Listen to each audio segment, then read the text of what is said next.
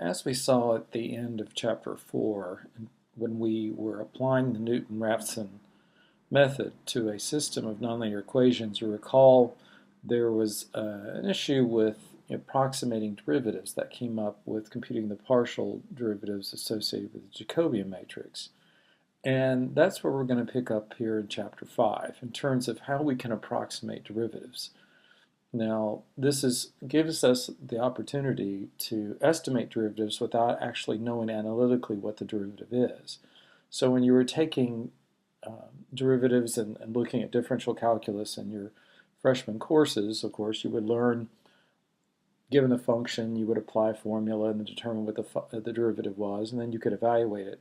So now what we're doing is we're estimating the derivative at a certain point numerically without having to look up a formula for the derivative, because there may be in cases where it's too complicated to do that, or cases where the derivative doesn't it's not available, or it's like I said, or it's not known perhaps. So given a function, as indicated here, y equals f of x, our goal is to determine the derivative at a particular point, let's say xk, and we're going to use forward and backward Taylor series expansions of the function. So Taylor series is just one of the most fundamental theories in numerical mathematics in terms of being able to represent the value of a function given previous or known values of a function. And so the very first formula we have here on the slide is a representation of forward movement in terms of estimating what the function is at x plus h if we know what the function is doing and several of its derivatives at x. So the idea here is that an estimate of the function at x plus h is given at with the value you have at f of x plus the rest of these terms. H is, of course, the distance that you're moving forward, and it's multiplied by the first derivative, h squared over 2 factorial times the second derivative, h cubed over 3 factorial times the third derivative, plus h to the fourth, and so on. So that's an infinite series. It doesn't continue. We can truncate it at any time, and then what we are leaving, the rest of it would constitute the error in the representation of the function. The next formula is going backwards. That's why it's called a backward Taylor series expansion, because having a value at f of x, we're estimating what f of x minus h. So we're going, instead of going to the right, we're going to the left. Pretty much everything stays the same, except you'll notice that this is an alternating series. In other words, the signs are alternating. You have f of x minus h prime of x plus h squared over 2 factorial f double prime of x, and then minus. So you'll notice that it's going to be negative on the odd derivatives there.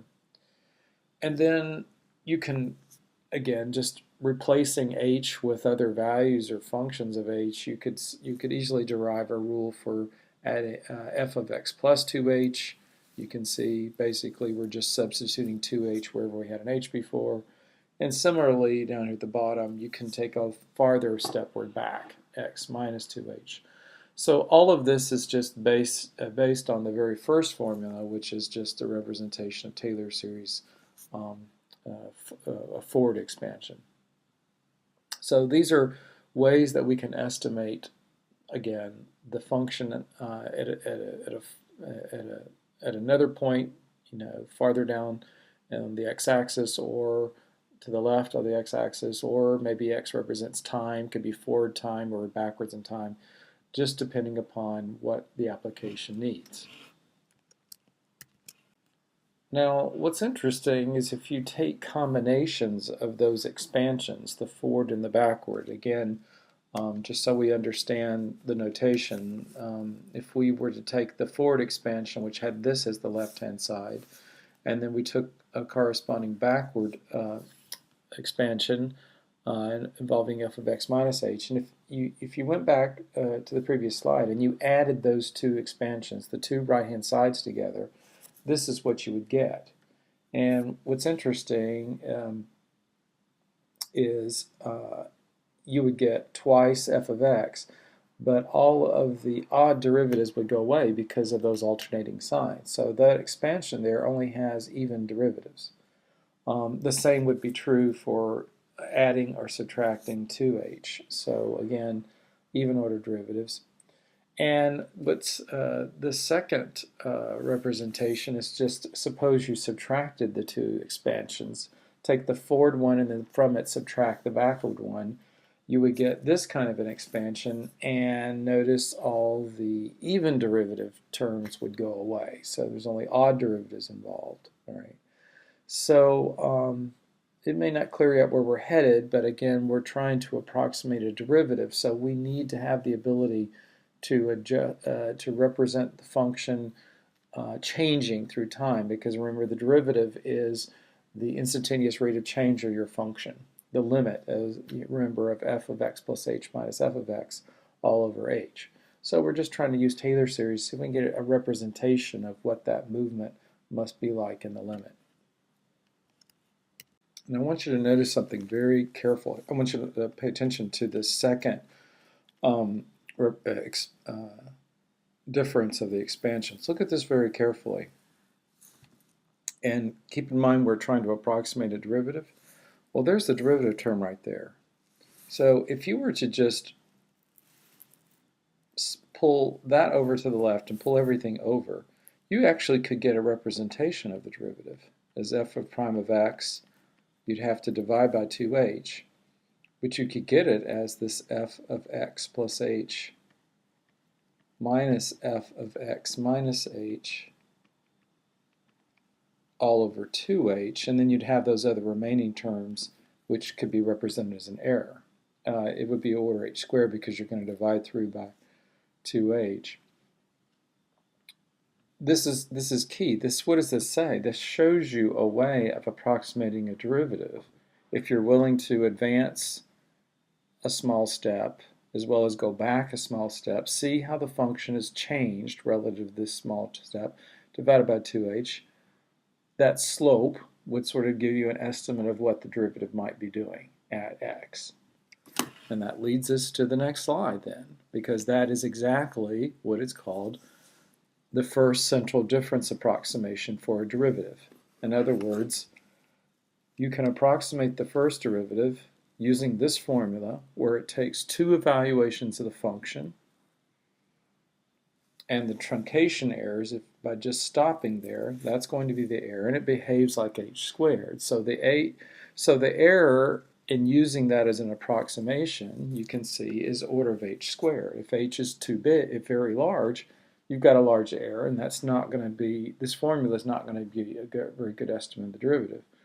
But as long as h is suitably small, so that you're just taking a little step forward and a little step backward, you can get a pretty good rough estimate of what the derivative is doing. So this is a very nice approach. This is what finite differences are like, and this is just some acronyms to we can use. First, central difference approximation. Central in the sense that it's centered about x. Definitely a difference approximation, and we're approximating the first derivative there.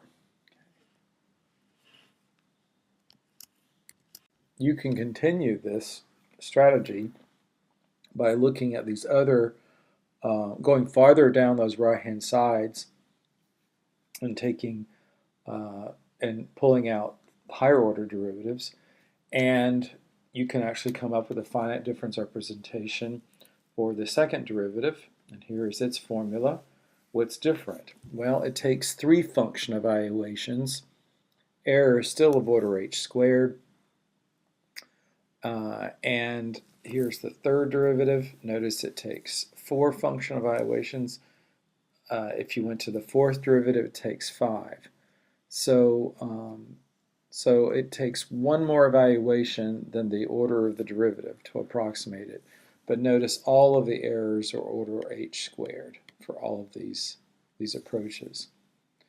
So that leads us to in the next slide, we can actually represent now all of these rules together by what's called a table of coefficients. This is central difference approximation, CDA table of coefficients. It's a way of saying it's a very nice form that, a tabular lookup of how to approximate derivatives with this order h squared accuracy. The way this reads is that this would represent the left-hand side. So this would say, the first row would say that 2h times f prime of x is equal to what? Scan over, and these are the coefficients that go with those corresponding function evaluations. So this would be equal to f of x plus h, and then plus a net minus 1 times that would be the same thing as minus f of x minus h. So this is our first central difference approximation that we had before, meaning that if you're actually going to approximate the derivative, well, you understand that's an x there. I'm having a problem getting it. These selection things drive me crazy. So, or I'll just delete it and then just rewrite it. So this is 2h f prime of x, like that. And so if you just, if you're going to estimate the derivative, you'll just take this right-hand side and then divide it by 2h.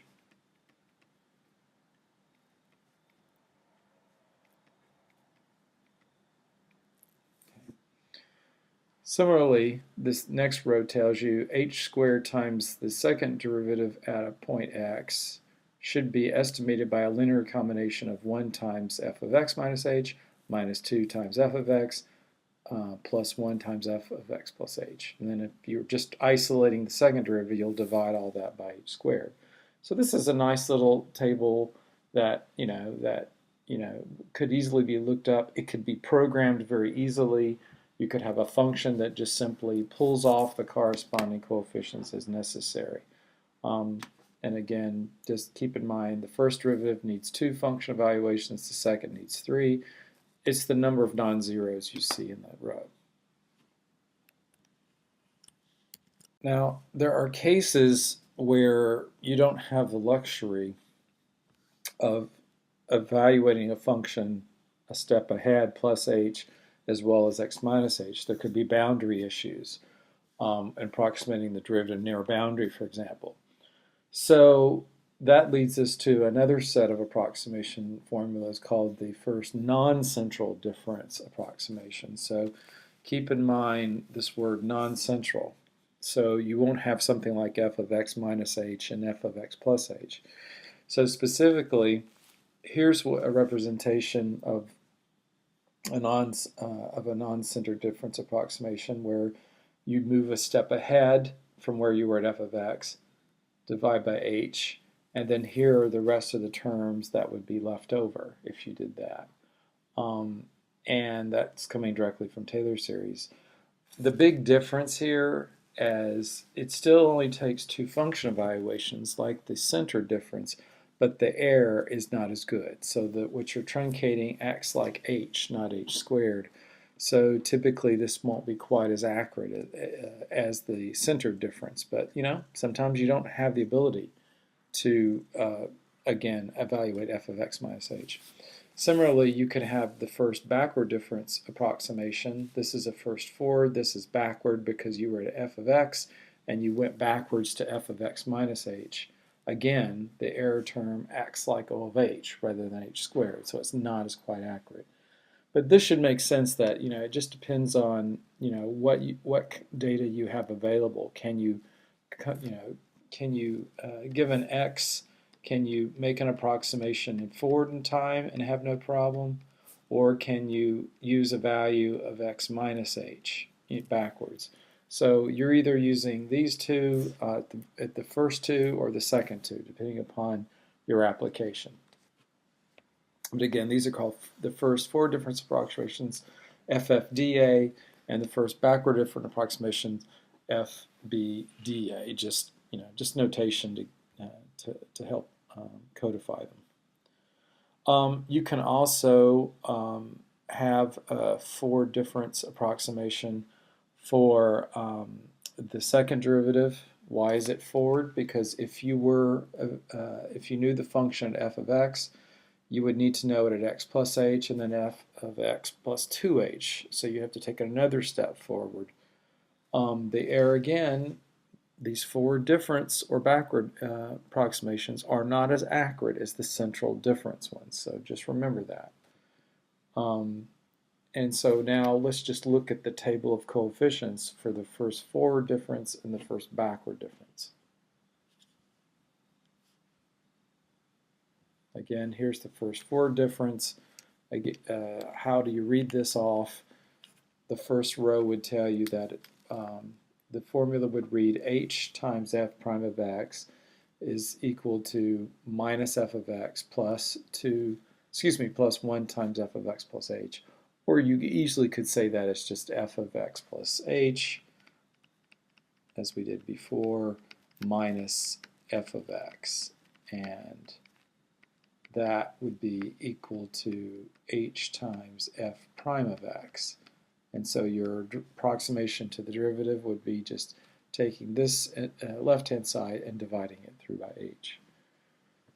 And then you can see how the other higher-order derivative approximations work. Again, it's the same number of function evaluations as the center difference, but keep in mind the order of accuracy of these methods is O of h, not O of h squared. So that's the forward difference. Again, you're at x and you move forward. Notice you move either 1 step of h, 2 steps, 3 steps, or 4. And again, this just keeps going on for higher order derivatives. If you wanted 5th, 6th, 7th, 8th, 9th, 10 degree derivatives, order derivatives, this table would just keep getting larger and larger.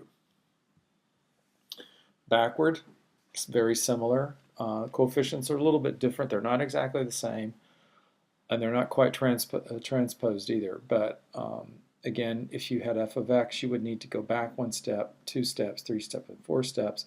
And here's how the rules would work in terms of reading off the coefficients times their corresponding function evaluation. Again, in software, you would code up all these tables, and then depending upon, the user can approximate any number of derivatives that you're going to provide, depending upon how large the table is.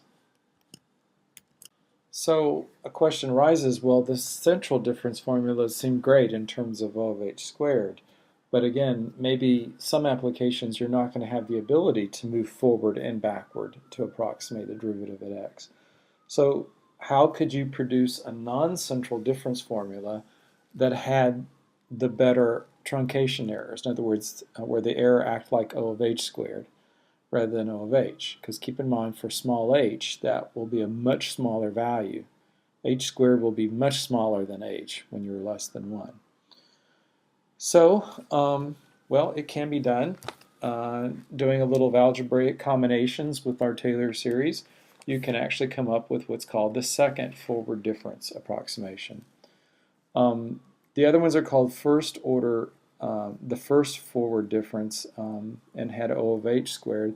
The second forward difference approximations are order h squared. So these are higher accurate.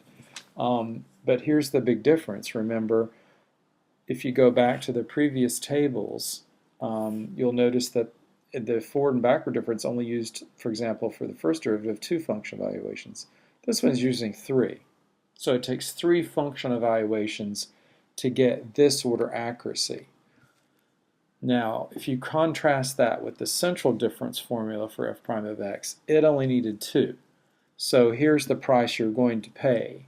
To be able to move completely forward, it's going to cost you 1 more function evaluation to get that kind of accuracy, comparable to the center difference. So here they are. Here's the table then for the second forward finite difference approximations. Again, these are a little bit, this table is denser because it's going to take 3 function evaluations for the first derivative, 4 for the second, 5 for the third derivative, and you can see clearly here it's going to take 6 for the fourth derivative. It takes 2 more function evaluations than the order of the derivative. And these values do get a little bit larger. These coefficients are exceedingly more larger than they were. But nevertheless, this is a way, if you're unable to move backwards, or this is on a boundary, if the x was lying on a boundary for some reason and you could only move forward, this would be a way of evaluating that derivative moving different steps h along the x-axis or through time if x represents time. I'm not going to show the table for a second backward finite difference approximation to get order of h squared, but it's on page 187 in the textbook, very, very similar to the one we just did for the second forward finite difference approximation. One thing you're going to notice is that the sums of the coefficients in all these tables, if you traverse any row, they always sum up to 0. So that's a good way of sort of checking to make sure there's no errors in your table, especially if you're programming it. So all the values across the row would sum to 0.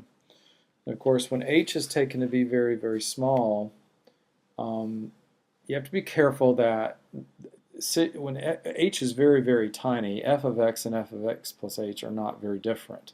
Same thing with plus or minus 2h and so forth. So the values can get so close that subtraction could produce a loss of figures. So you don't want h to be exceedingly small, but at the same time, of course, if it's too large, the error in using the finite difference approximation is just going to be too large to tolerate. So we're going to stop this lecture at here. The next lecture we'll pick up with some examples of applying these difference approximations and then talk about a technique called Richardson extrapolation that can boost the accuracy of these approximations for the derivatives even more.